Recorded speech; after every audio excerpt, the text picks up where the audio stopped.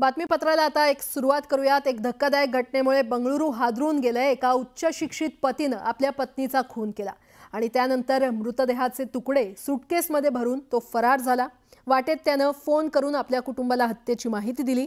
त्यानंतर पोलिसांनी तपासाची चक्र फिरवली। पाहूयात।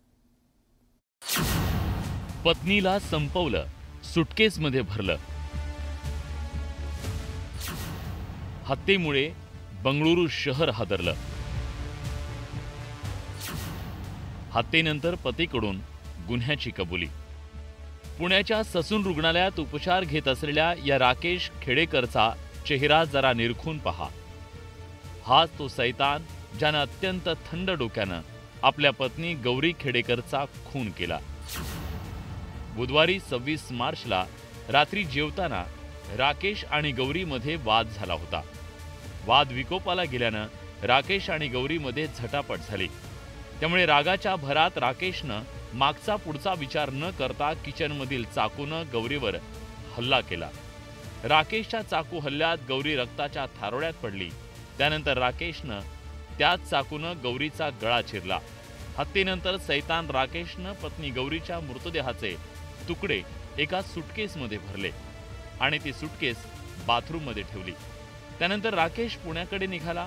बंगळुरू सोडल्यानंतर राकेशनं घरमालक आणि सासरच्यांना फोन करून हत्येची माहिती दिली। मेरे लड़के का फ़ोन आया कि मैंने ऐसा किया है। वो बहुत झगड़ा कर रही थी मेरे साथ। 2 दिन 4 दिन पहले उसकी लड़के की माँ को भी उसने फ़ोन किया था कि मेरे को बहुत तकलीफ़ दे रही है करके। तो उसकी माँ ने भी उसको समझाया क्योंकि उसकी माँ जो है लड़की की वो मेरी सगी बहन है और वो लड़की जो है मेरी सगी भांजी है। दरम्यान पुण्यात येताना शिरवळजवळ राकेशनं विष पिऊन आत्महत्येचा प्रयत्न केला। त्यानंतर त्याला उपचारासाठी ससून रुग्णालयात भरती करण्यात आलं। सातारा पोलिसांनी केलेलं आहे अटक त्यांना आणि त्यांना आज सकाळी आपल्याकडे साधारणतः 8च्या आसपास आणलेलं आहे आणि त्यांनी फिनाईल आणि अजून एक जे आपण झुरळ मारण्याचं औषध आहे ते त्यांनी केलेलं आहे असं त्यांनी माहिती दिलेली आहे। हे जे औषध आहे ते करोजिव्हमध्ये येतं आणि त्यांनी जस्ट पोलीस पकडायच्या आधी थोड्या वेळापूर्वी पिलंय आणि त्याच्या हातात काय बॉटल वगैरे होती अशी माहिती मिळते। इकडे बंगळुरूतील घर मालकानं गुरुवारी संध्याकाळी 5:30 पोलिसांना फोन करून गुन्ह्याची माहिती दिली।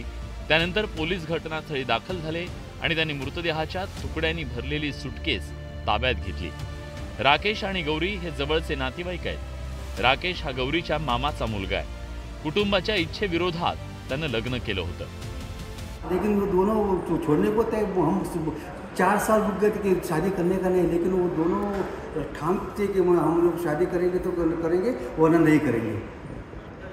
तो फिर हमने बोला अभी क्या है, वो सुन ही नहीं रहे तो बोला चलो अभी शादी करके देंगे। 2 वर्षांपूर्वी राकेश आणि गौरीचं लग्न झालं। 2च महिन्यांपूर्वी ते बंगळुरूत राहायला गेले, पण त्यांच्यात सतत भांडणं होत होती। घटनेच्या दिवशीही तोच प्रकार घडला आणि गौरीचा घात झाला। अभिजित पोते, न्यूज 18 लोकमत, पुणे।